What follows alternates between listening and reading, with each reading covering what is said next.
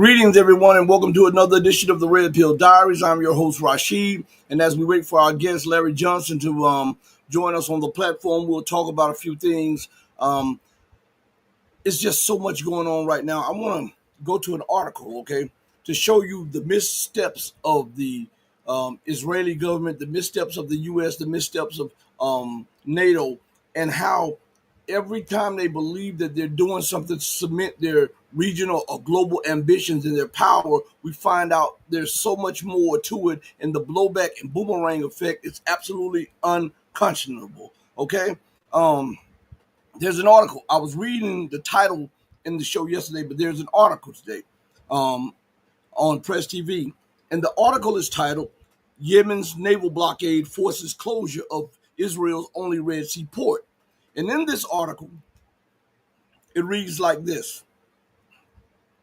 Israel says its only Red Sea port in Eilat will shut down next week as a deepening debt crisis triggered by a month-long naval blockade by Yemen's Ansarullah movement brings the strategic facility to a standstill. Listen closely to this, okay?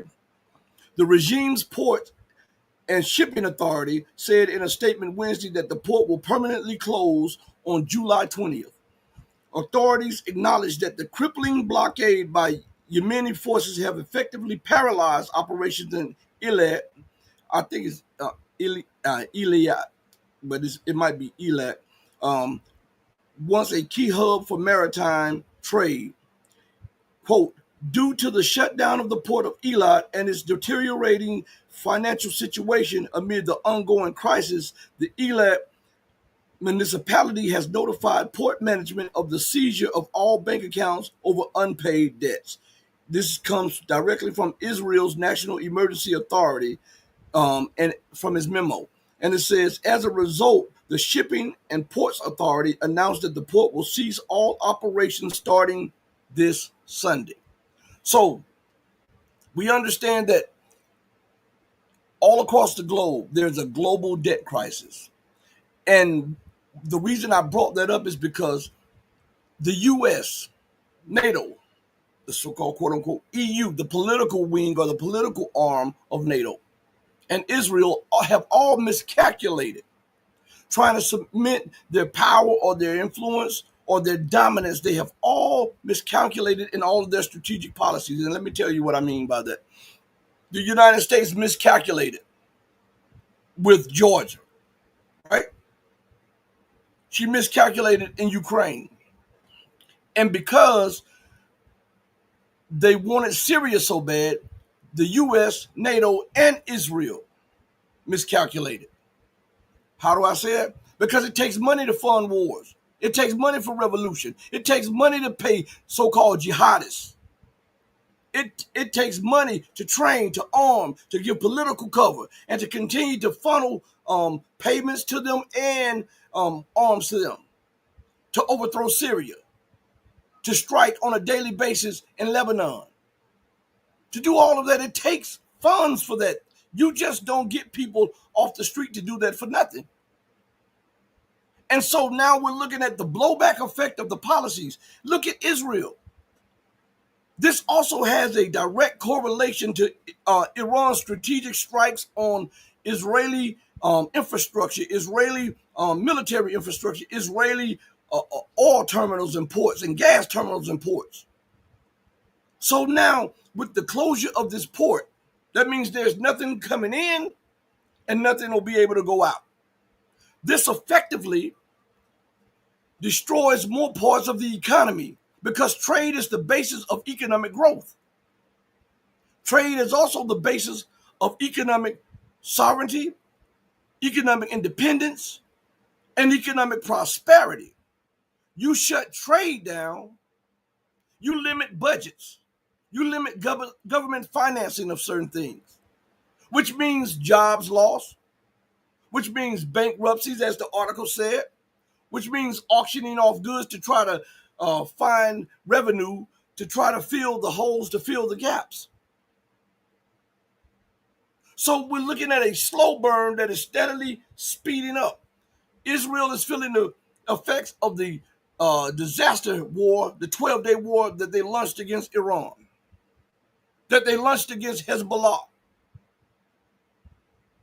Remember that there's a knock-on effect of this, because we look at what happened and we see the hand behind the situation, which is the United States and NATO. Look at their economic situation. It is even worse. All right? It's even worse.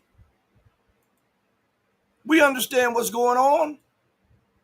Shout out to Ping One in the building. Shout out to Ping One.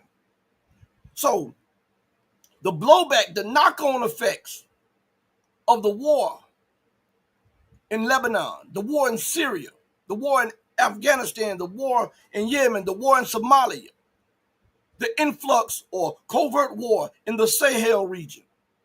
There's a knock-on effect of that.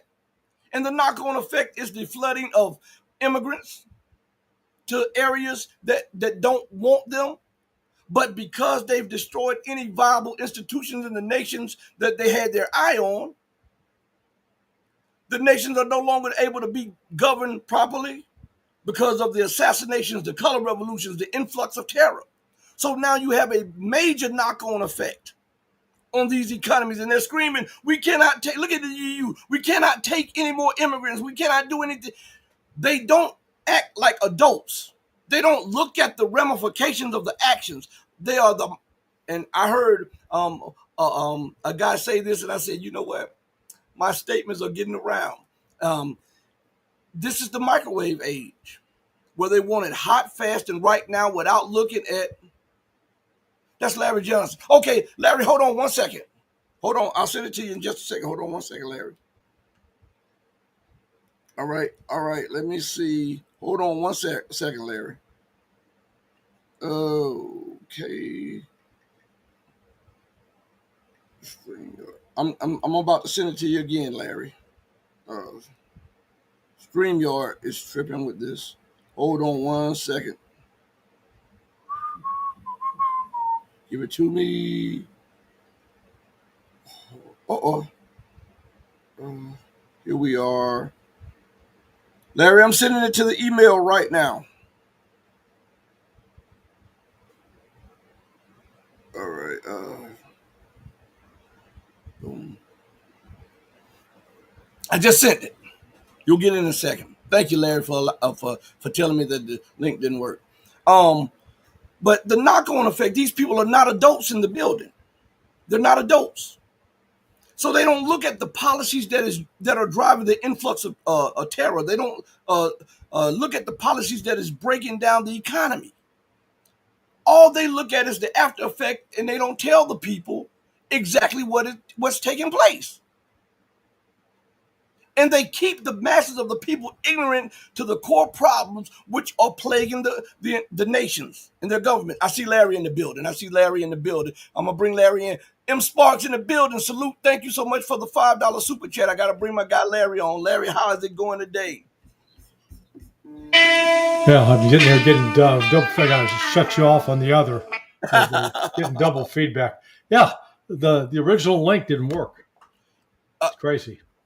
That is absolutely crazy. I wanted to ask you something since you we're just getting you on the platform. First let me say it in a statement. It seems like the knock-on effect of the ballistic strikes from Yemen and from the so-called 12-day war with Iran, it seems like it is having that knock-on effect because Israel announced the closure of the Eilat port. And it says from Sunday on, it will be closed. Yeah. Well, it hasn't really been open for, good Lord, 15 months, 16 months since the Houthis started shutting down traffic in the Red Sea. The shipping, the ships going in and out of there had dropped off dramatically. Mm-hmm. So yeah, they may have just really, it was too expensive just to keep it open for nothing. Mm-hmm. So Larry, what do you think the U.S. will do? Because to keep Israel afloat, the United States injects money into the Israeli economy and the United States right now is suffering and hemorrhaging in this economy. So what will the United States do? Will they go for a second war? We see Israel bombing Lebanon, bombing Syria, taking more land in Syria, and trying to strike in Yemen. General Salente says when all else fails, they take us to war. Yeah, this so let's separate that out.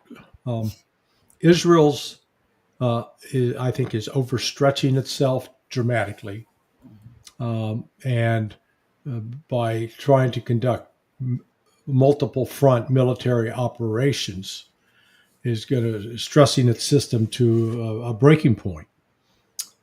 We've seen that the rate of suicide among Israeli soldiers has been going up.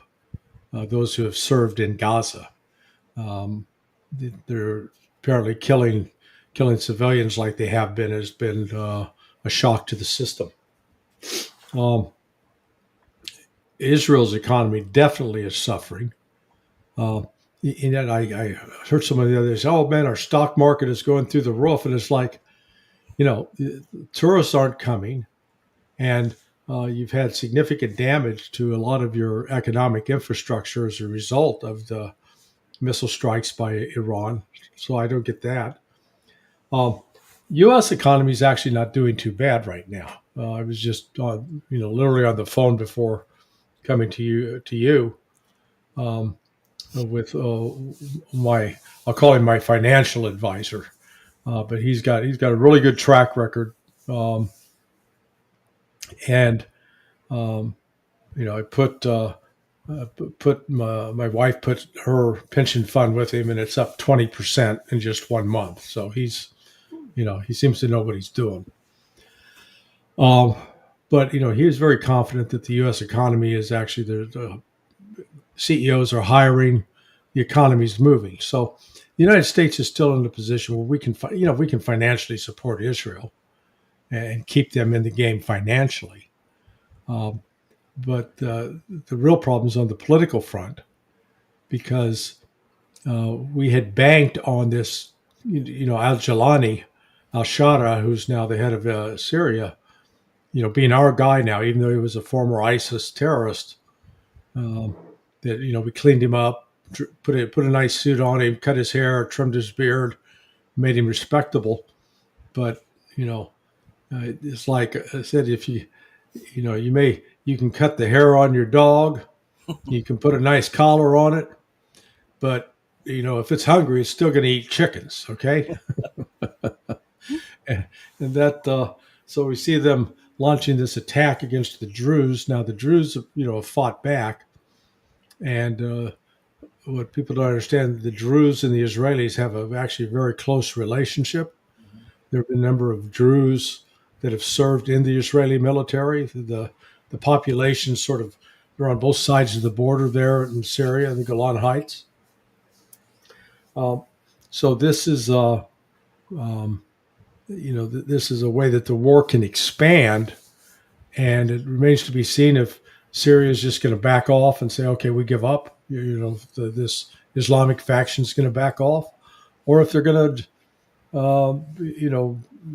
mobilize and go after the Druze and fight Israel. We'll see. Mm. Will that be a linchpin for a regional war? Yeah, I would argue the regional war is already underway. In Syria is the main battleground. Now, they have, the Kurds. Well, for a while, it looked like the war between the Kurds and the Turks had eased off, but now the Kurds are fighting with another ethnic group up in that region. So Syria is just going to be a mess of instability for the foreseeable future. And did you think that the politicians foresaw that? Do they want order out of chaos? Because it seems like their designs is to create chaos across that region and destabilize that region. Well, I don't think anybody's acting with a strategic plan. I think they're acting to immediate concerns, and then hoping that whatever they do works out. And so, and hope is not a plan. So, so you've got competing interests. Um, the U.S., Israel, and Great Britain, they want to isolate and destroy Iran. Um, Turkey sort of, would like to see Iran overthrown, but Turkey's more concerned about spreading its influence, trying to control Syria, wanting to use its relationship with Azerbaijan to create an east-west trade corridor.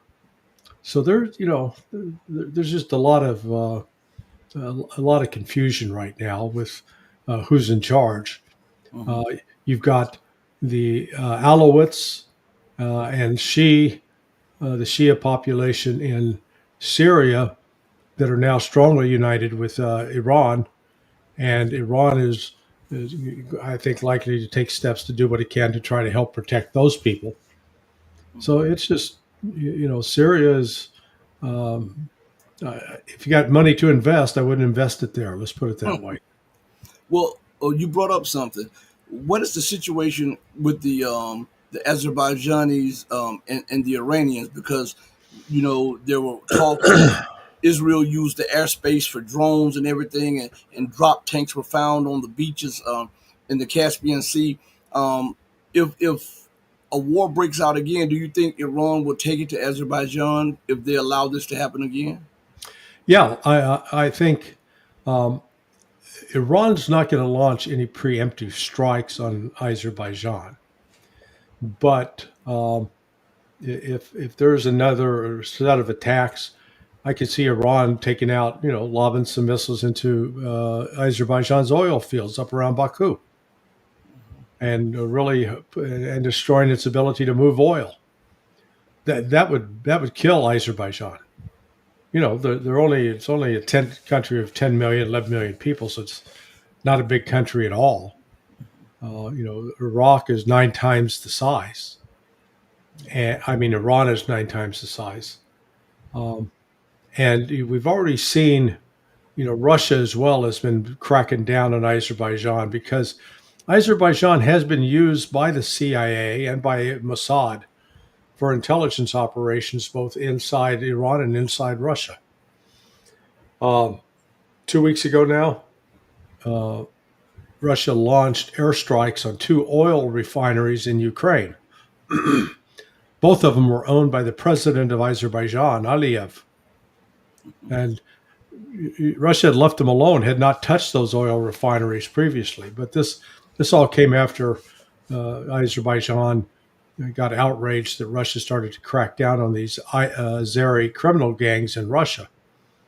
And so then it picked up and arrested and incarcerated some media personnel from RT, from TASS, Sputnik, as well as other. There were some Russians who had actually fled to Azerbaijan when Putin ordered the mobilization back in September of 2022. And the Azeris picked those guys up and beat the hell out of some of them. Maybe they thought we would have been better off back in Russia. So um, it is. Azerbaijan is out over its skis, and I think Russia's in the process of correcting that, bringing them back into line, so that Iran's not necessarily going to have to do anything on its own. Why do you think Russia allowed the West to get a foothold in Azerbaijan, a strong foothold like that in Azerbaijan and Armenia? Because now, because these are former Soviet states, and the Right. U.S. now has and Israel has a strong foothold up in there, and Russia seems to play reactionary instead of going the offensive with a lot of stuff. Well, I think they take seriously the concept of not trying to interfere too much in the affairs of other countries. So you leave us alone, we'll leave you alone kind of mentality. But once the problem starts developing, then they'll say, okay, we got to go address this, which is what's happened. Mm-hmm. Do you think that the United States is trying to put pressure on Russia through Azerbaijan and through Armenia? Because if we look at the arc there, all of these former states, the NATO continues to press them Yeah. to stretch Russia's economic resources out and to stretch their military out. Do you think Russia has picked up on that? Oh yeah, yeah, yeah, and that's what's underway. I mean, this is an attack at the underbelly of Russia through the Caucasus. So Mm-hmm. from Georgia, Armenia, Azerbaijan. Mm-hmm. Um, will that lead to Russia a military intervention if it continues on? Because when Russia stepped back and allowed it in Georgia, Russia had to go into Georgia militarily. When they stepped back and allowed it in Ukraine, look what we have in Ukraine. So now we see that the president of Armenia is now talking about he may pull Armenia out of the CSO, I mean SCO, and Azerbaijan is elbow to elbow with Turkey, with Israel, and with the United States. So, do you think that Russia would militarily intervene? No, I don't see him. Again, when Russia sent troops into Georgia in 2008, it was in response to attacks on Russian soldiers. I think they've got a lot more tools to use with Azerbaijan. Again, Azerbaijan's not big, and Azerbaijan's dependent on oil, and Russia can easily disrupt that oil flow.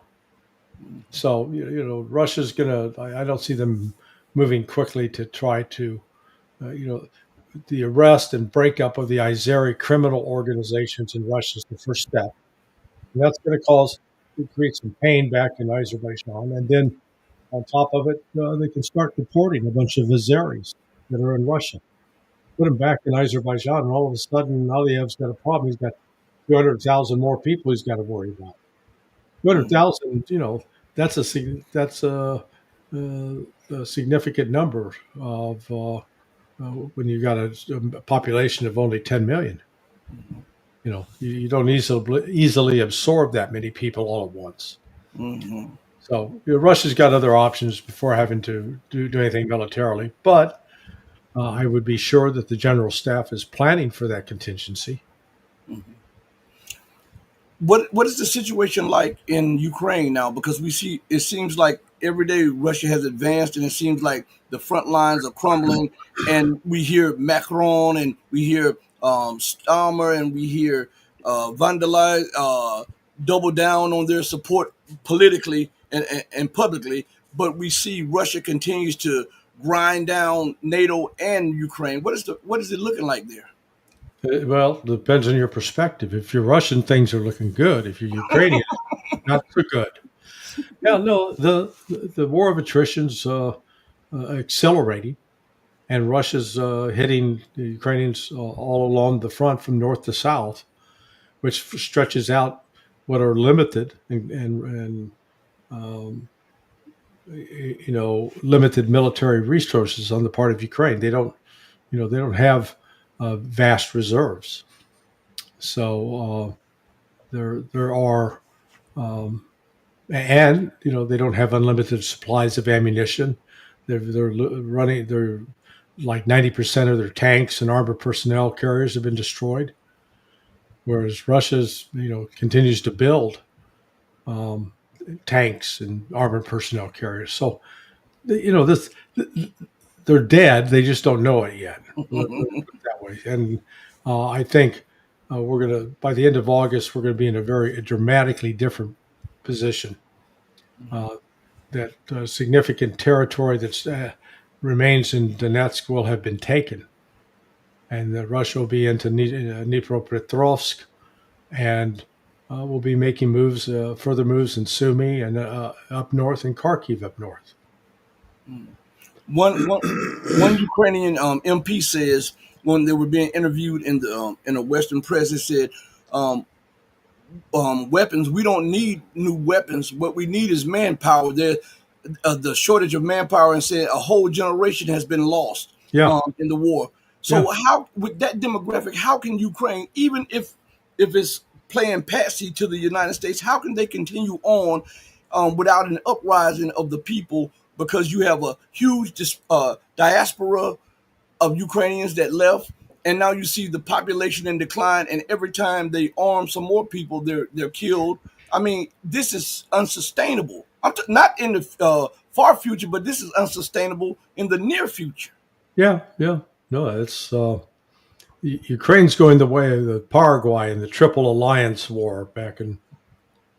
I was corrected. I used to thought I called it the Chaco War, but Chaco took place later. And in that war, 75% of the men in Paraguay were killed. And so going forward, you know, one guy, single guys sure had a large choice of women. There was little competition. And that's what's frankly happening in Ukraine now. Ukraine has suffered a dramatic loss, probably well over a million, million five in terms of men. They just did another body exchange today. The Russians received 9 dead Russian soldiers, I believe it was.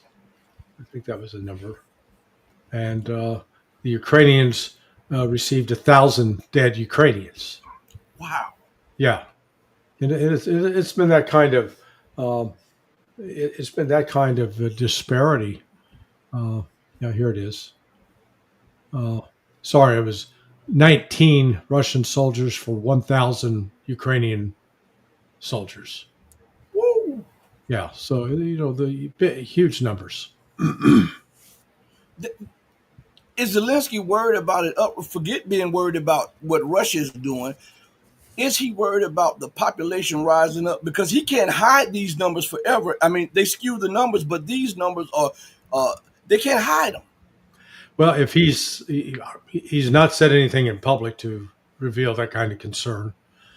You have seen videos here and there of people starting to fight back against the military recruiters that go out and grab people off the street. But again, that hasn't become widespread either. So, it seems that the Ukrainians are still the will to continue fighting. Uh, hasn't been broken. So now let's talk the 800-pound gorilla in the room, Mr. Donald Trump, and Mm. how he's going off against people who are questioning him on Epstein. Um, what is going on with him? He's trying. I didn't realize that his chief of staff, Susie Wiles, Mhm. she ran.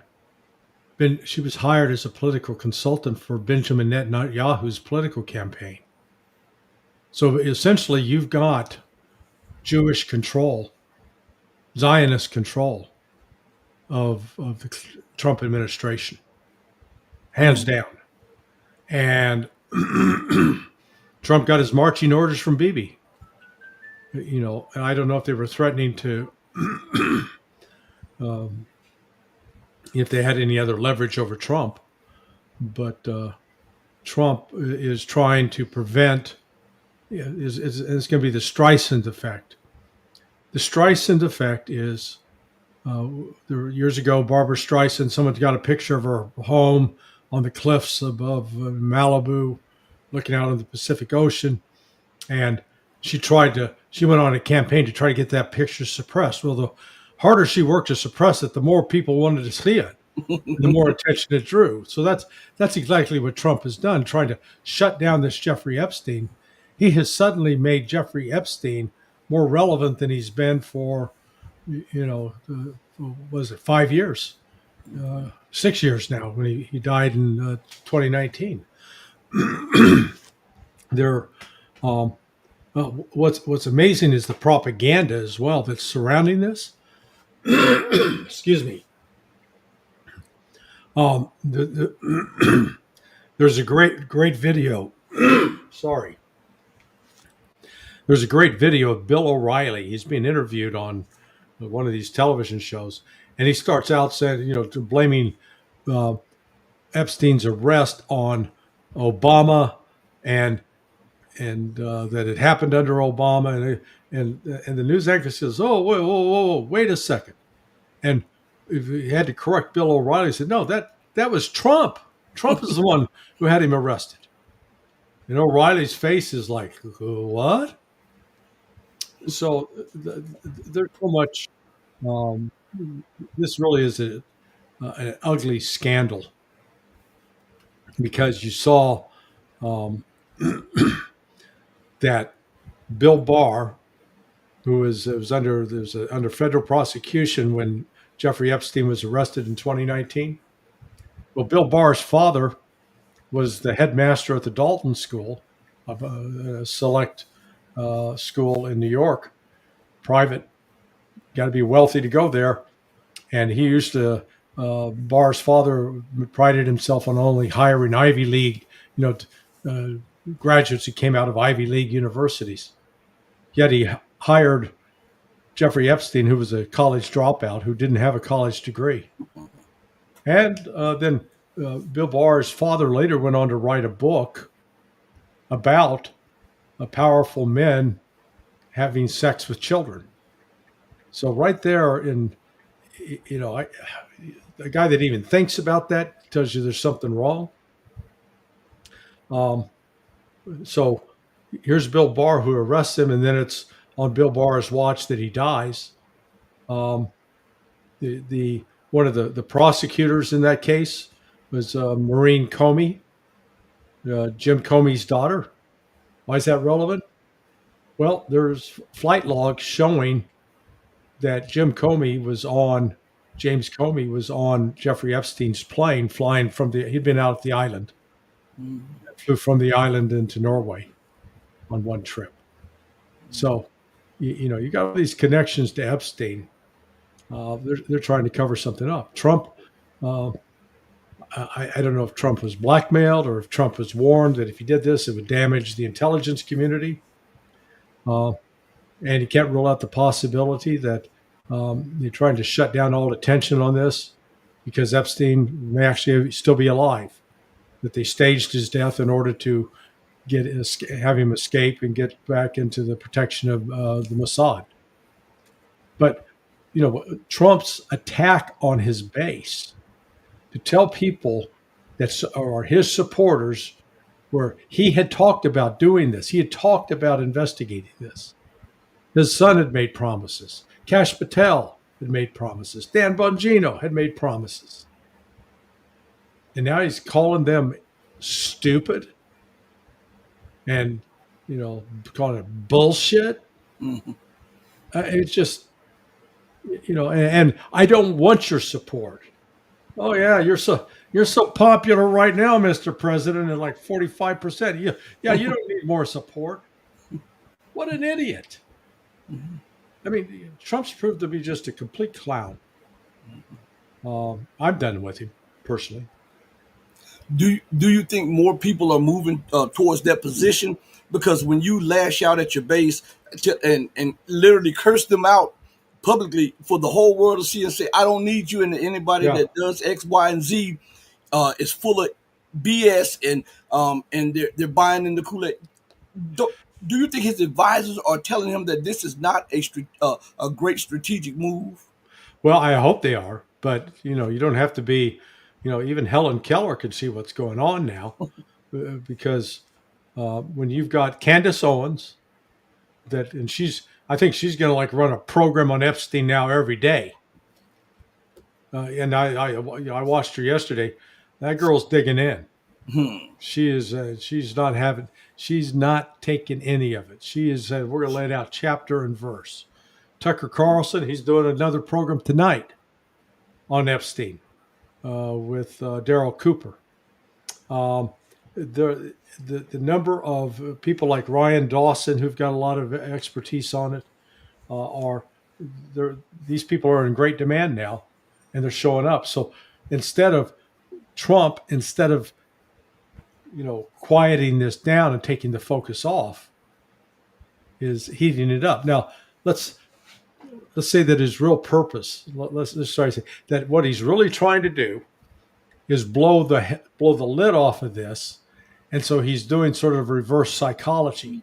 He's going to blow the lid off of it by attacking those who believe it and making such outlandish statements so that it will bring all this attention. And once you've got all that attention, then you can turn around and say, oh, I was wrong. There was, who knows? But it doesn't appear to be. It's just sort of a crazy counterproductive tactic if that's what he's doing. I don't think so. I think he genuinely is trying to shut it down because of the damage it would do to Israel. This is all about protecting Israel.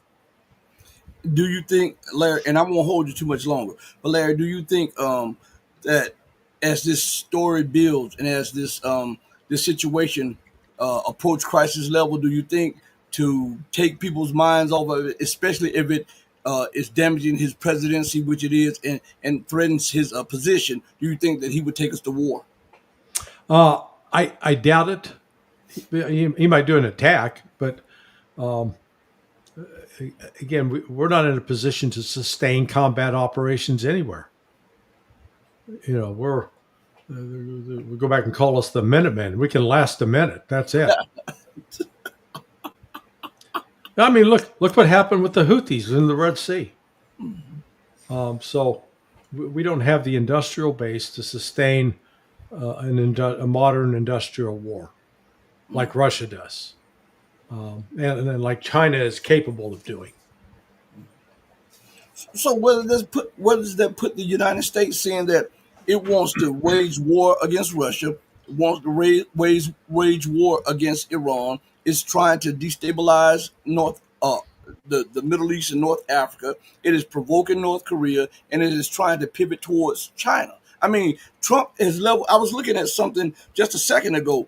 Trump has leveled sanctions on practically everybody. It says Trump warned 150 nations of new sanctions. That's Yeah, practically the entire world. This guy is like, has he lost his marbles? yeah, yeah, yeah. He has, I think. I think he's in early stages of dementia or some sort of, um, you know, disease that comes with getting old and your brain not working properly. Uh, and he's being manipulated in some ways. So not as bad as Joe Biden, but it's going in that direction. Yeah. And before I let you go, this is what the article says. It says Trump to warn more than 150 nations of new tariffs. The U.S. president has said he plans to send letters informing countries that their tariff rate could be set at 10% or 15%. That's 150 nations. And in essence, you're waging economic warfare on the entire world. Yeah. Uh, it was um, what was that Dale Carnegie course? How to win friends and influence your enemies. Trump's Trump's writing a book just the opposite. How to piss off your friends and empower your enemies. It's crazy. But he's the best. He knows everything. I know everything. I'm on top of it. I'm nobody better than me.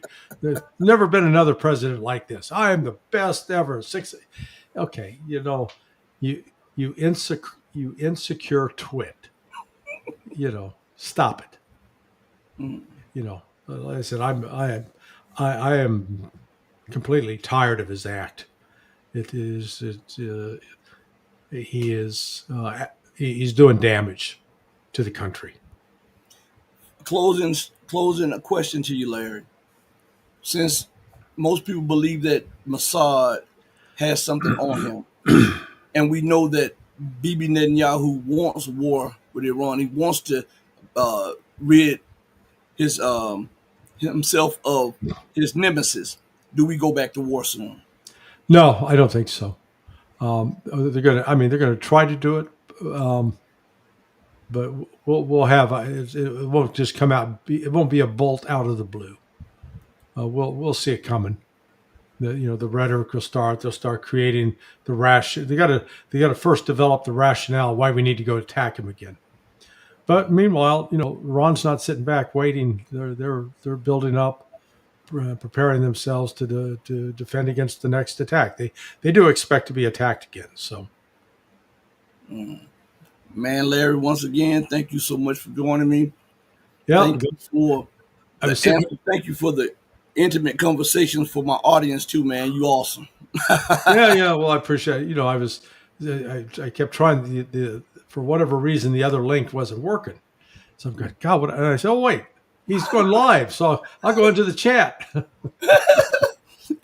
I really appreciate it, Larry, man. I'll send you the video, man. Be blessed, be safe, and I'll contact you later. All right, my friend. Later. Bye-bye. All right. Everybody listen. Sunday morning at 8 a.m. we'll have Brian Berletic on the platform. This weekend we'll have, or sometime this week we'll have a channel member Patreon video stream or whatever going on. I want to thank each and every one of you for joining me on the most powerful platform for truth, bar none, on God's green earth. I'm checking the comments before I go. Hold on one second, everybody. And let me put them up there real quick. All right. All right, Semper Fi. Ha, he must be a Marine. I just want to say this in closing. All right, before we go off there. What is going on is the breakdown of the Western world, and they're trying their best to keep the system going. As I say, and I hear another person saying, which is Brian Berletic, that you can't look at all of these situations independently. As I always say, you have to connect the dots because all of them are dots in a picture. You know how if you get a coloring book and it has dots on it, if you look at one dot, you may not be able to understand what the picture is, but if you connect dot to dot to dot, you'll see a bigger picture. That's what we're trying to do, is give you the bigger picture of what's going on.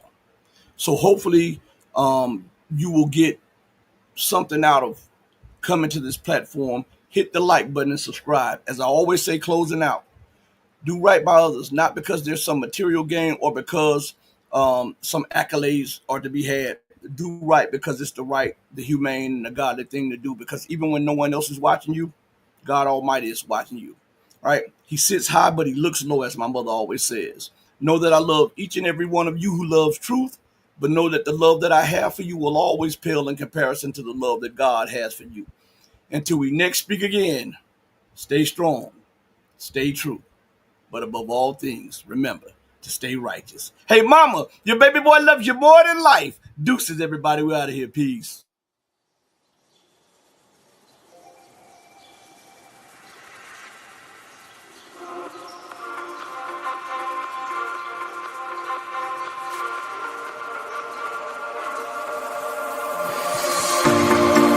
Told you to walk away. That was my first and last mistake. I'm blue without your face. But what can I do? 'Cause I'm just a